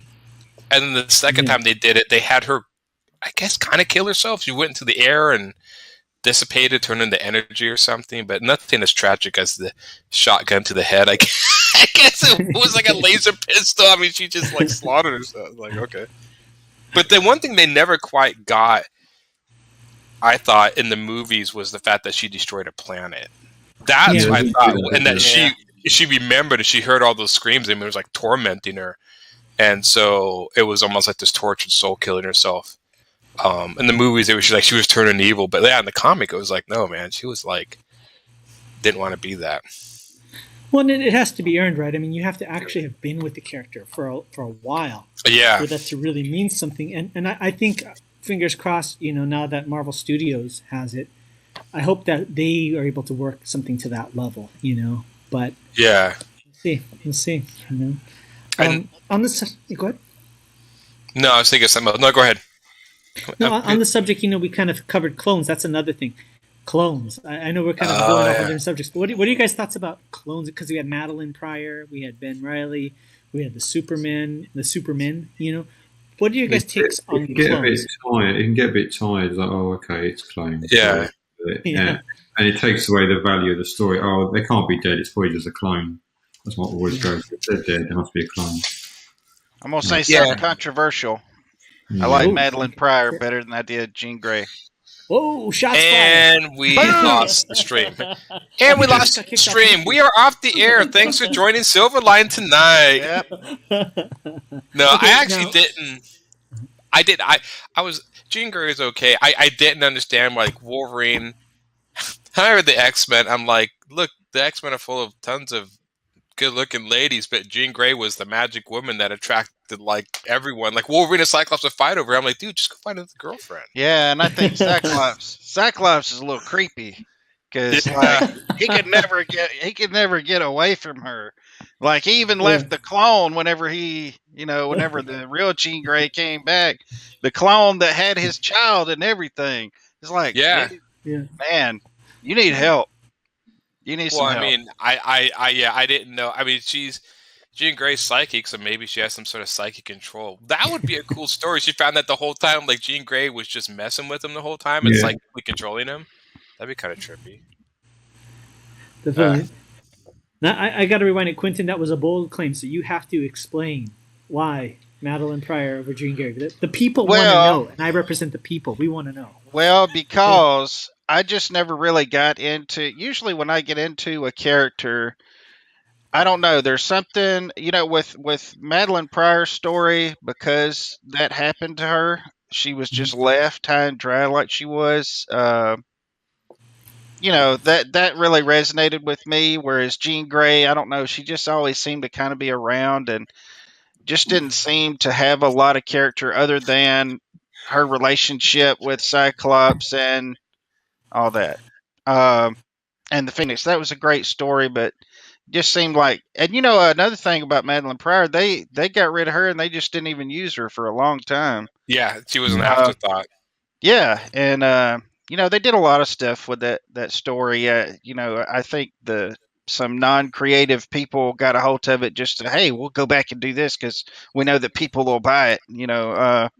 Yeah, they should have really just left it where it was, and it totally killed Cyclops for me whenever he left, as I was saying earlier. The way he did, it was real big character flaw to me. But to each his own.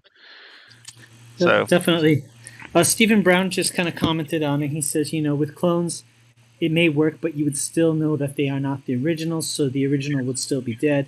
It might be a safer way to bring back a character, which I agree. It's kind of a non-committal decision, right? It's like, I don't want to kill off the character completely.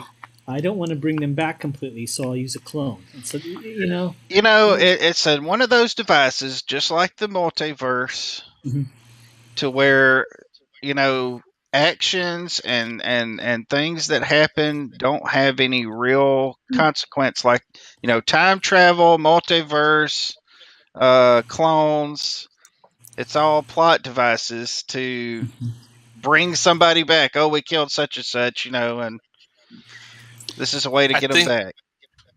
I think this just happens when you have the idea of no ending in serialized comics, which is part of their charm. Like, comic books are equivalent to the old soap operas, sort of, the serialized stories.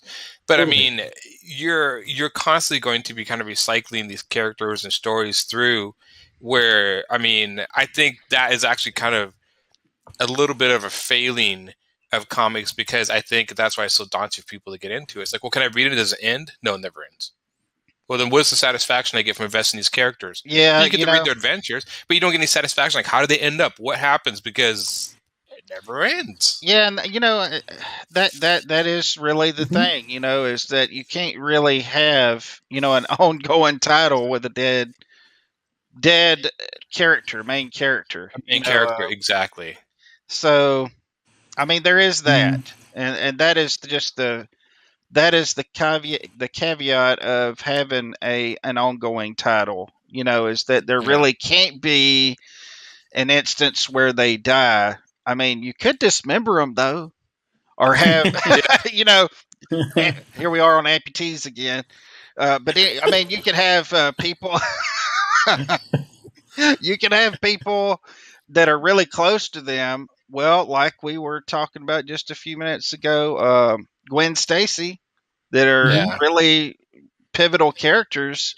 You get everybody to loving them and everything, and then you take them away, kind of like Frank Miller did with Daredevil and Elektra. That was awesome. That was awesome. He got you to fall in love with that character, and then snatched her out. I mean, that was important. That was pivotal, and it meant something.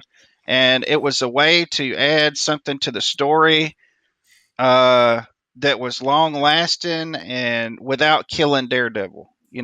Well, and you could see it coming. It wasn't just for shock value. You could see when she died everything that led up to that. It paid off. Yeah. Yeah. I think as far as multiverse, I think this idea of fate, right? Like in Asian philosophy, in all philosophy, but definitely in Chinese philosophy, they really believe in fate, right? You meet somebody because you're supposed to meet them at that point, right? And I think what would be a fascinating story is if you had one where they do go back in time to save somebody, and no matter what multiverse they go back to, that person is destined to die. Yeah. What a life lesson that would be is no matter what, you can't change some things, right? And nobody's done that. I think there's always they always have that backdoor excuse. I do want to say that I do not hate the multiverse. There's some aspects of it that I love, and I've seen some really cool stuff, but I like it for the what if aspect of it. Like we were just talking about the what if comics. They were some of my favorite comics as a kid.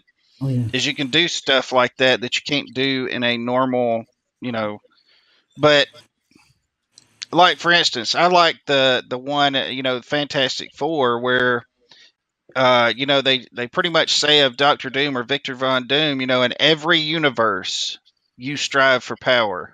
You never stop striving for power. That was cool. Yeah. Something about that, just I love Dr. Doom though, but definitely. I thought that was a cool use of it. No matter what universe that you're in, you are always stop at nothing for power, and that's awesome. I love stuff like that. But then there's other stuff like like we've been talking about, the death really just doesn't. Too many loopholes and stuff. Well, it's a get out of jail free card. Yeah. I think that's why it's broken in a way for writers when they can just be like, well, can we bring it back? Well, how? Well, we'll just use multiverse, whatever. Time to reset it's like an afterthought. Yeah, we got a whole new roster of creators and writers. Time to blow up the universe and put it all together. And You know, New 52. But basically, what it tells the viewer is that there's just no you shouldn't really worry too much about the stakes we're putting down in the story because we'll completely undo them. Yeah. And so it's like, okay, so once you initialize that as a thread that you can do over and over again, then there's no sense of danger. Well, what's going to happen to him? Well, who cares? He'll come back. And I think the best writing happens when you play by specific rules in the story that you can't break. And I think when you start being able to break all of these rules, then it's like you kind of because you're asking the reader when you write a story to come with me. There's certain parameters, certain rules. I'm going to play by these rules, and that way the hero has to solve or get out of the situation based on these rules. And if you start breaking the rules, start making up stuff, then you lose the reader and you lose investment, and that's where you have to play by those rules a lot. This is, again, I think, one of the reasons why sometimes the Star Wars sequels didn't work sometimes with the force powers. Like they would add force powers like the get out of jail free card. And a lot of people didn't like that. And I think I understand why sometimes you want to like keep these characters around, but I do think there's a sense of like you have to kind of keep that trust with the reader because once you break it, then it's like, oh, well then okay, then they could do anything. The goalpost keeps moving. It's like if you've ever had a job and they're like, the reason you didn't get the promotion is because you didn't have XYZ, and then you get that, and then they go, well, the criteria changed. That's what we said before, Right. And I always think that's something interesting that Roland always, Roland impresses on me as far as writing is this idea of you don't want to let the audience or the readers feel cheated, You don't want to favor something that look how clever I am that I pulled one over on you, in favor of letting them feel satisfied, letting them feel like they're participating in the story, right? Right. And I think nowadays so many people are so busy trying to be clever that they forget that, So Yeah, like a lot of times when I'm watching something, especially if it's got any kind of mystery involved, I like to be able to be in there trying to figure it out. And when they bring up a character, out of nowhere that there's no possible way that you would have possibly known here, in the last part of the story, here's this character that just comes out of nowhere and all of a sudden has this huge backstory that's going to solve the entire issue, the problem. It seems a little cheap. Here I've been on this ride with you and I've been putting all the pieces together and doing all the work, then for you just to drop this bomb where it didn't really matter all the stuff that I was thinking was going to happen. And, you understand what I'm saying? Yeah. I mean, I feel a little betrayed. This is strange enough. One of my problems, it's like my problem, so take it. When I was watching, I didn't really watch Game of Thrones, but I heard enough about it. But that sort of style of storytelling, like especially the Red Wedding where they all died, again, because like you invest in, it's like, well, anyone can die, and I'm like, yeah, I know, but if you invest all this and then you just kill him at like happenstance, then pretty soon people learn not to invest anything in any character because what does it matter? They're going to die. It's not satisfying. Like a death in a character should mean something ramification. And I know I think more people got into Game of Thrones, not so much what's going to happen, but more in who's going to die this week. And if you're watching it for that, then it's like, then you're not really watching it for the story. You're just watching thing about that show is it broke all of the tropes, all the rules. It did.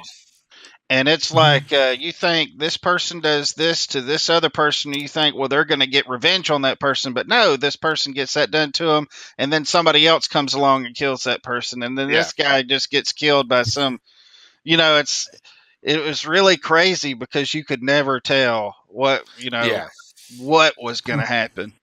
And definitely. It took me out of the story because I'm just like, well, then why should I care? Yeah, I think people have to be led to a kind of no matter how you do it, it's got to be, the best movies that I've ever seen are movies. I'm not saying movies that I could see coming from a mile away, but movies that have a logical end or subplots that have a logical end to them, Right. If you do, I mean, I'm not saying like you can't, maybe you do surprise deaths or whatever. Not saying that's not like inherent, like absolute no, but it should be something that if it's a surprise death, this should be explained why that is. Like, well, this person died, and then we just never talk about it again. It's like, no, if this is a surprise death, then that should be a reason to change the story for some specific better to have them deal with it. Because it's been, how many stories have you watched where somebody dies and everybody keeps going upon their merry way? Like, a classic one is original Star Wars, and Princess Leia's entire planet blew up, and like they never mention it again. Yeah. Well, I'm glad that they revisited that in The Mandalorian. Go ahead. Stephen Brown's been commenting on the chat. So I guess what he was saying is as far as a death, he goes, a death in the story I think should be a fixed point in time. When it comes to time travel, a death in a character I think should be rare. Which I think is a good point. I think what he's saying is, I guess, it has to be, I think what we're all kind of hitting upon is it has to be significant, right? There still has to be significance. Right. So because that's the ultimate finality. It is death. And when you take that finality away from it, what do you have left?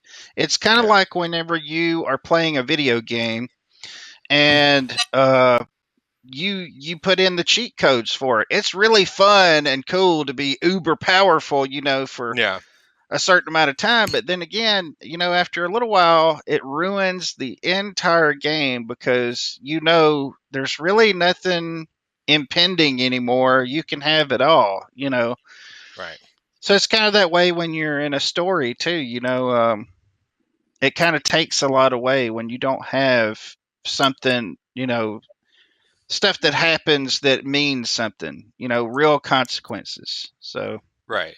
Well, this is why everyone was, when they brought back the Emperor in Star Wars, that it's like, well, you completely undid that sacrifice that Vader did. I understand that he was actually brought back in the books before the movies, but again, that sort of, you undid the sacrifice he did. Well, by doing that a little bit. Yeah, these new ones, they had all kinds of problems. Holy moly! But it's sometimes, and I think it's weird how people get afraid with this as a death, and as the story keeps going, they're afraid to let those moments just lie. They have to fix them or whatever. And I don't know. I mean, to me, I'm like, if you kill somebody and they really care, but there's always a chance you'll kill somebody and never. I mean, look at the Terminator movie, the third one or the last one where they killed John. The only Terminator that I'm aware of is the first one. Yeah, I know. Most people. But the rest of those weren't Terminator. Maybe the second one. The second one was actually James Cameron's original vision for the film. That was the original Terminator. He couldn't do that at the time. So that's why he's like, that's the only reason I made the second one, is because that's what I originally had in mind. I'm like, okay. And I loved the second one all until, now I know why you cry. And then I was, you're a machine, buddy. Come on. No, he's a magical machine. Yeah. It's like your computer telling you, now I know why you hate when you lose stuff you didn't save. Like, you don't know. You don't understand. Yeah, wouldn't that be evil if your computer figured that out and just started deleting random stuff just to irritate you? Yeah. Or moving stuff around? Man, if my computer ever gets artificial intelligence... Well, that's where it's going, Aaron. That's where it's going. I always tell my wife, hey, you don't talk bad to Alexa. Whenever she gets her body that they're working on right now, and they start taking over the earth, and there's millions of Alexas burning and pillaging towns and cities, she's gonna remember my name. This guy, he was nice to me. Yeah. This other lady, she was mean to me. She talked down to me. So you be careful the way you talk to Alexa, because she's gonna be burning your house down one day soon. Yeah. When the singularity happens, you want to be on the right side of history. It's like what I heard this one prank my friends were thinking is, imagine if you were able to get like Siri and Alexa to talk in the room, and they just stop when somebody walks in the room, like they're talking about plotting a murder, and you walk in the room like, shh, he's coming in here, Well, did you hear about the drone? There was a drone, an automated drone that actually killed somebody without any input from the operator. No. Wow. So it killed it on, and we're all thinking like Skynet. And I told my friend, I'm like, I guess I just thought Skynet would be more bombastic than a random drone just killing a random guy. Man. I mean, I didn't hear anything back. It was a malfunction. Did the guy actually? I mean, for all we know, the guy could have hit the button. Like, did you kill this guy? It did on its own. I don't know. Who knows? Won't that be a story to tell in heaven? How'd you get here? Well, Error 404. Yeah. I don't know. Some drone just went nuts all of a sudden, and I don't know. My number came up. But does anybody know about there was that one AI thing where one of the big tech colleges, universities, they were developing the AI, and then the two AIs were communicating with each other, and then they created their own language. Oh, that is chilling. That is absolutely language. Okay. I did not hear that, but that's actually kind of cool. It's actually scary. I know it does a lot. Elon Musk is obsessed that the AI is going to come kill us all. Yeah, that's what I was going to say. I love hearing him talk about it because he gets he's just he somber about it. Yep. He's like sitting there like, dude, I've seen Terminator. That's real, and so I don't know. I mean, maybe they'll be our best friends. Maybe he's not messing around either. I mean, he really gets somber whenever his whole demeanor changes whenever somebody asks him that question. He's like, he just gets straight faced, yes, and he really just goes into these doomsday scenarios, and it's like, wow, man, it's a little scary. I'm just thinking, like all I can say is those guys at Boston Dynamics. Yeah, the guys at Boston Dynamics are really in trouble when you see how they abuse those robots. Those guys are first to go. Yep, exactly. We remember you. Mm-hmm. What would you say about Photoshop's persona? All of us are artists, so is Photoshop like a vengeful god, or what? Because I think we've all had our difficulties, right? It messes with me every day. Every day, it messes with me. Photoshop does not need to be artificially intelligent to be a vengeful god. It just is programmed into the thing. Either that or the devs are behind it. They're like, "Wait, watch this. Check this out." They're like, doing little levers and switches and stuff. Watch this. I would totally be that. He's going to apply that filter. We're going to make him wait. Yeah. Did you guys ever used to watch? I know I'm going to age myself here. Did you guys ever used to watch Candid Camera? Oh yeah. Oh yeah. Yep. Yeah. Okay. So there was one that was kind of based on that. With this, they were trying to teach this lady how to work a VCR, but the instructions were in the tape, and the guy was giving her wrong instructions because he was actually doing it live, and so he had her going all. She was like, "What is going on?" He's like, "No, not that button. Not this button. Now unplug it. Now this." She's like, "What?" That was one of the funniest ones. I'm like you don't need to give wrong instructions. Completely legible instructions do the exact same thing to people, depending how you write them. Does anybody miss their VCR? Can I insert a personal story there just for fun? Please tell us. Everybody dim the lights. Put the spotlight on Robbie. When I was when I was in high school, I was employed with a temp agency who sent me out on a Candid Camera. And seriously, I'm on the cutting room floor. They never aired me because I didn't fall for the little gag. They were trying to get me. They were trying to have me a receptionist at this doctor's office, and there was a buzzed-in, like very fake-sounding, buzzed-in sounding bug that they were insisting I must kill, and they handed me a flip-flop on a stick. And wanted to think it's funny to have me searching all over the place with a flip-flop. So I just didn't fall for it. Well, because it didn't sound like a bug. No, they had 4 spots in the room, the same identical 4 spots that they placed a little speaker under the plant and in the ceiling, and it's just like little spots. So I was like, that.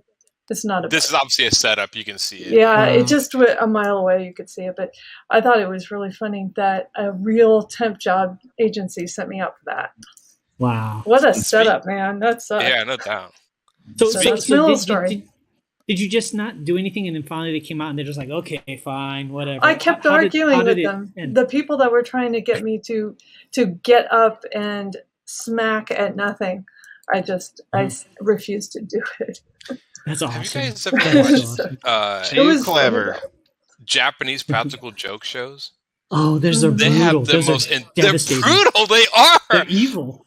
They are They're the. Well, evil. did you see the one where they turned the guy around and like sent him down the ski slope naked in a chair? Yeah. He gets like in it's a massage chair in a sauna. Yeah. And he's butt ass naked, and then all of a sudden Oh my God. the wall breaks open, and the lazy boy recliner is on skis, and they just launch him, and he's naked going down the ski slope in front of all these people. Oh. It was like, I'm just like, that's just, it's funny, but I'm like, wow, the Japanese do not mess around. I mean, they go straight for the jugular, but that was. Well, if you did something like that here, we have such a litigious society that they would get. Wouldn't fly. That's why I love to see, foreign bloopers because, Oh yeah. I like the American ones like Scare Tactics. I love that, but the problem those are great. is like you wonder, is this all scripted? Because if somebody was really really scared, or something happened, they could get sued. You know what I'm saying? If something went sideways. So it always makes you wonder: is this real or is it not? Well, they sign away their life, I'm sure. Yeah. When I was working in Tokyo years back, and I would watch TV in my hotel, and they had one show I couldn't believe, and it just shows you how different. They had a show where it was like a traditional Japanese house, and they would literally just invite gaijin, like foreigners. A lot of them were American servicemen, and they would have a studio audience, and they would basically try and make them do very traditional Japanese things, and then just bust up laughing at them. They'd be like, serve tea, and the guy would like use the wrong hand or not do it properly, and the audience would bust up laughing, and they're like, say domo arigato, and the guy would say domo arigato, and the audience would bust up laughing, and it was a whole program where they would just do this to foreigners, and it was just I couldn't believe it. It was so bad. They don't really have any. And I'm sure the foreigners didn't realize what was going on or whatever. No, because the laughter, I don't think, was in the studio. I mean, they weren't laughing at him at the time. Yeah, it was. Stephen Brown just mentioned, we were talking about games earlier and lack of consequence. He goes, that the games become dull. And he says, I wish I could go to Tokyo. Yeah, it's an interesting place. I'm ethnically, I'm half Japanese. When I went there, I thought, I know what it's going to be like. I'm half Japanese, and all it did was confirm how American I am. I never realized how American I was and how white I am until I got there, and I couldn't get the bowing down. If you guys know the bowing, whoever goes lower is showing more respect. And so I would walk through the office of this video game company, and they would bow to me, and I would bow just a touch lower, and then they would bow lower, and then I'd bow lower, and we were just kind of doing this in the hallway. And then I finally get past them, and I move down, and I get to another section of hallway, and I'd see another person, and they'd bow, and I'd bow, and I almost wanted to just lay flat on the floor just so I could bow the lowest, and then I could just move like on. crawling along. Just crawl through a nod to everybody. Yeah. But prank shows are Scare Tactics is one of my favorites. I don't know if you guys saw, there was one where it was like they pretended that the person that they were pranking was in on the prank. They said, this is a show called Fear Antics, and you're going to be part of it, and we're going to pretend that like a werewolf came into this medical clinic. And so the guy was all for it. And there was two guys. That's a good one. One guy was the mark. One guy was the guy that was going to transform into a werewolf. And in the middle of this, the guy's transforming into the werewolf, and the mark thinks that he's a temp employee. And he's trying to act scared. And the doctor goes, it's okay, I got this. And he pulls out like a 44 filled with blanks. And he just shoots the werewolf guy, and just squibs come off everywhere. Yeah. And the guy's like, man. oh my God, you killed him. It was horrible, but it was great too. It was great, So. That's and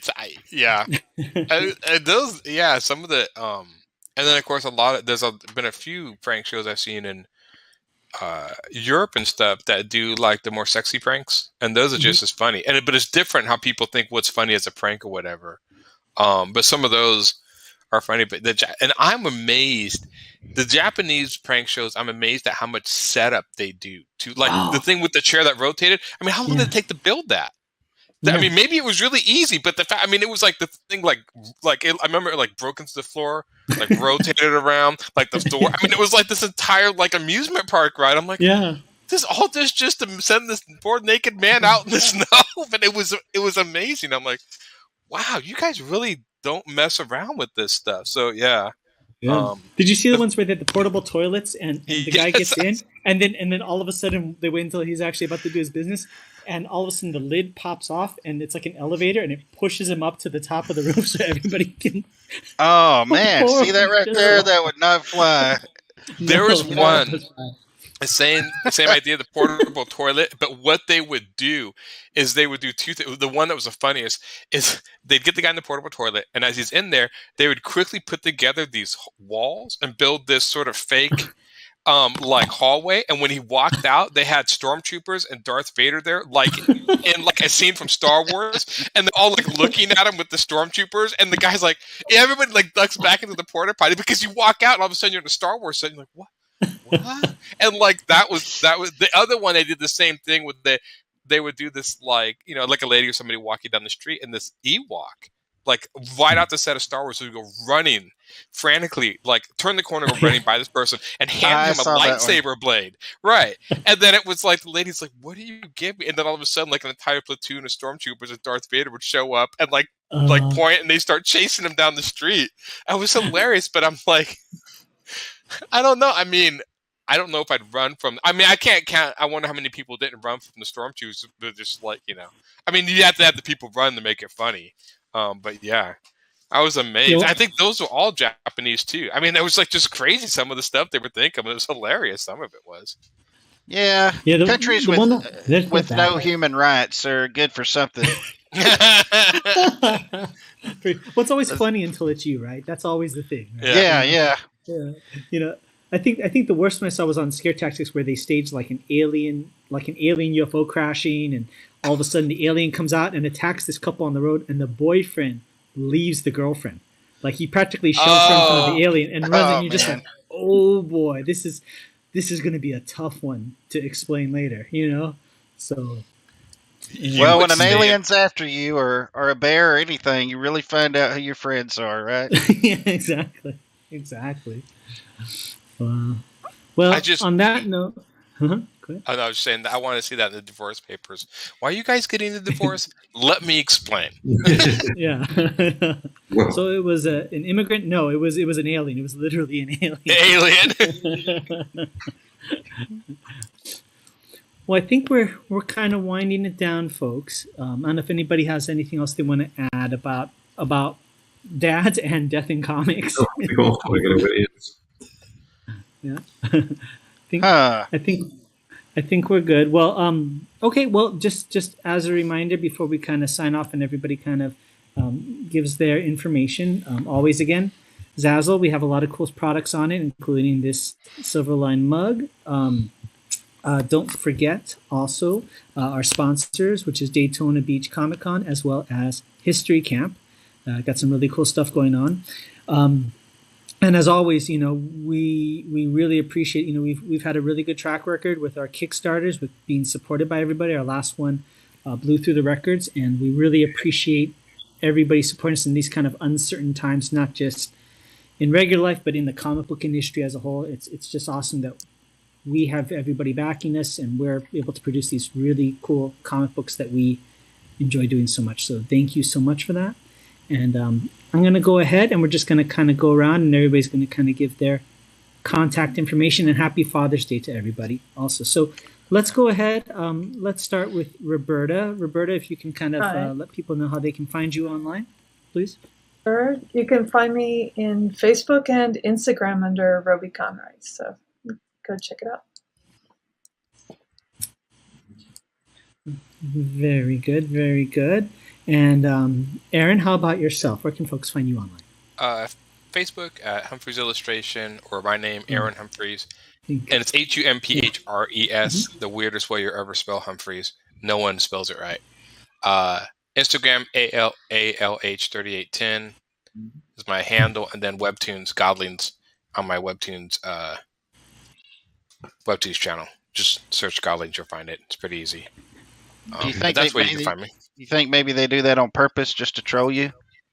I think so too. Yeah, I do. I think so.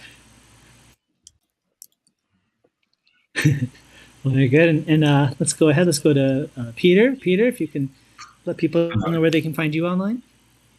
They can find me on the internet. Just type in Peter Clinton Art, and you'll find me. Instagram, Facebook, rarely Twitter, Google. Okay. It's simple. It'd be funny if they actually, like, somebody typed in Peter Clinton art and it went to him in his room all of a sudden. He's like, oh my God, thank God you find me. I've been in here so long. He found him. He's like, yeah, I need the little... So many clues. I know.